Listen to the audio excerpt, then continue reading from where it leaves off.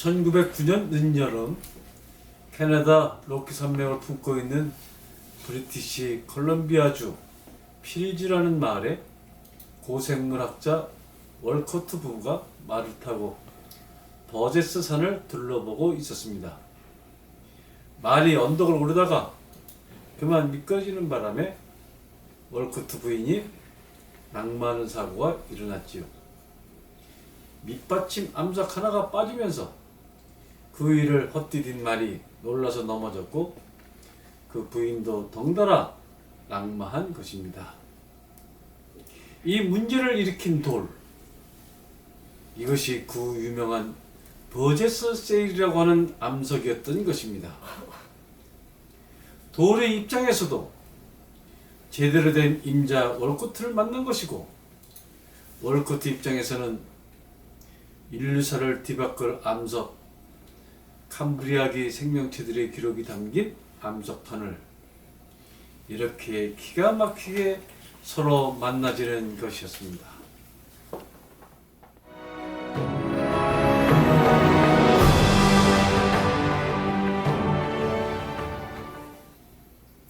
사고 다음에 현장을 다시 방문해서 문제의 암석을 살펴본 월커트는 이 돌과 주변 이파람들이 보통의 돌들이 아님을 금세 알아차리는 것이었습니다.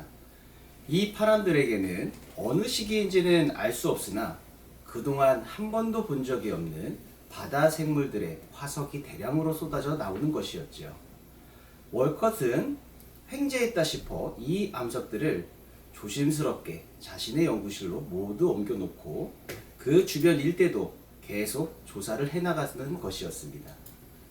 미국 지질조사연구소 소장을 지냈고 1907년 이미 미국 스미소니언 박물관 관장이 되어 있던 그에게 하늘이 제대로 선물을 안겨주는 것이었죠.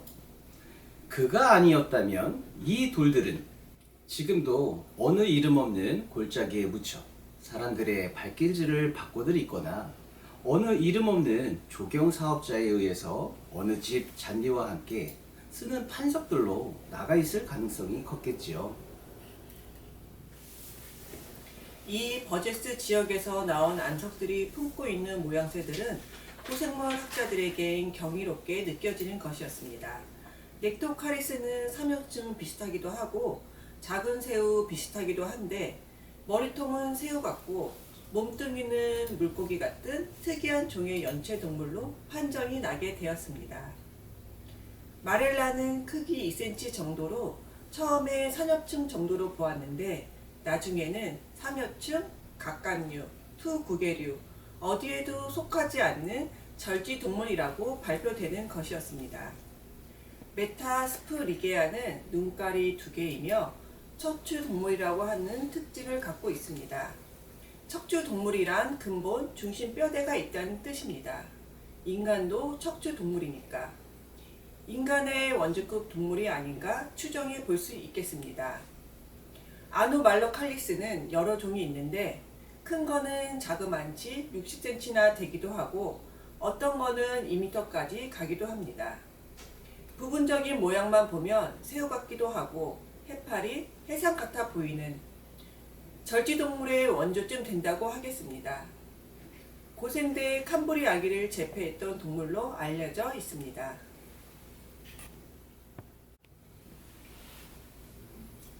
오파비니아는 월컷이 캐나다의 산 오파빈 패스의 이름을 따서 지은 학명인데 그 길이는 약 10cm 정도이고 모양새는 앞서의 아노말로카리스와 비슷합니다. 눈깔이 자그마치 5개나 되는 특징을 가지고 있습니다. 눈깔이 5개라. 위왁시아는 마치 성게처럼 생겼는데 바닷속 고슴도치라 해도 좋겠습니다. 외부의 포식자들을 피하기 위해 특별히 진화된 것으로 보입니다. 연체동물이나 환영동물로 추정되고 있습니다. 오늘날 이와 비슷한 것으로는 꽃게가 어떨까 싶기도 합니다. 피카이아는 무척추동물과 척추동물 사이에 있는 척삭동물로 알려지고 있는데 이것이 발전해서 넙치나 가자미류가 나온 게 아닌가 여겨지기도 합니다. 할루키게니아는 바닷속의 전차처럼 위아래로 가시로 완전 군장한 생명체라 할 것입니다. 먹으려면 가시에 찔리거나 가시를 다 제거해서 먹기가 만만치 않은, 그래서 아예 먹기를 포기하게끔 자신을 방어한 생명체로 보입니다. 이러한 사건이 계기가 되어서 고생물학자에 대한 관심이 100여 년 상간에 무척 커지는 것이었습니다. 생명사 연구도 불과 100년에서 150년밖에 안 된 분야라 하겠습니다. 생명의 역사를 길게 38학년점으로 담는데 이러한 학설이 일반화된 것은 불과 100년도 안 되는 시간대입니다. 우리 인간은 그동안 사실 아무것도 모르다가 요새 와서 뭘 좀 아는 그런 생명이다 하는 얘기입니다. 요새 학설이라는 것도 언제 뒤집어질지 아무도 모르는 게 사실입니다. 이런 가운데 월컷과 같은 학자들의 노력으로 생명의 과거가 하나 둘씩 벗겨지고 있다고 보면 좋겠습니다. 그 중에 하나가 1953년에 행한 시카고 대학의 스탠리 밀러와 헤럴드 유레이의 공동 실험입니다. 이 실험은 그 이전에 있었던 러시아의 오파린과 영국의 홀데인이 주창한 원시 지구에는 무기화합물이 유기화합물로 합성되기 좋은 원시 대기가 있을 수 있다는 가설을 증명해 보려는 시험이었지요.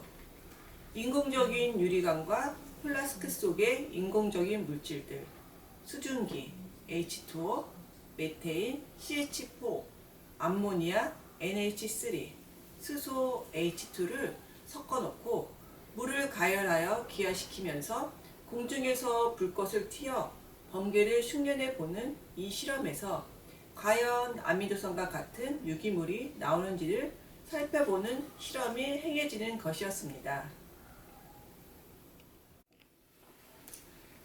생물학자와 생화학자들이 다 달라붙은 이와 같은 실험들을 통해서 원시지구에서 생명체들이 바닷속에서 탄생했다는 것이 현재까지는 정설로 자리 잡고 있는 중입니다.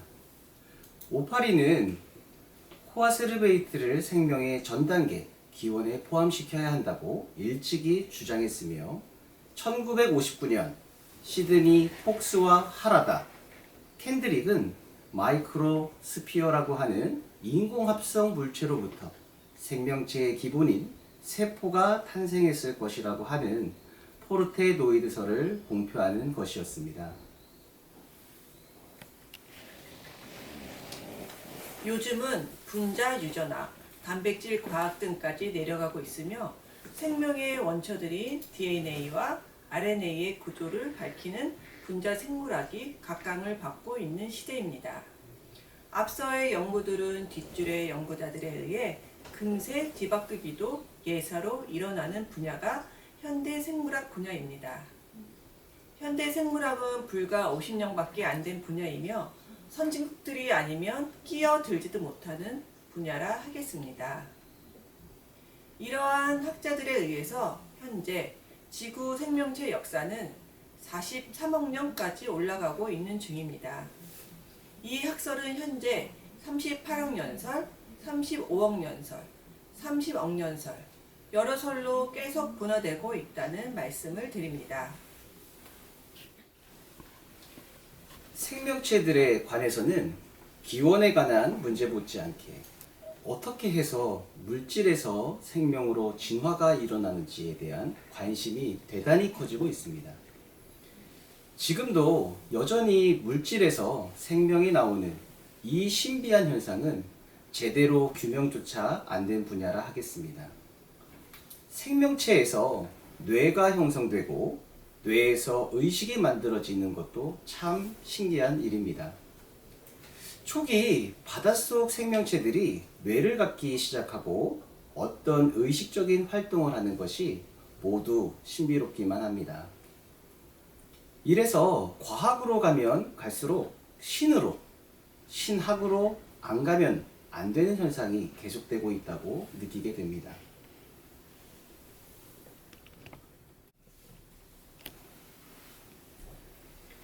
생명의 세계를 보면서 신을 생각하지 않을 수 없다는 논설에 공감이 갑니다.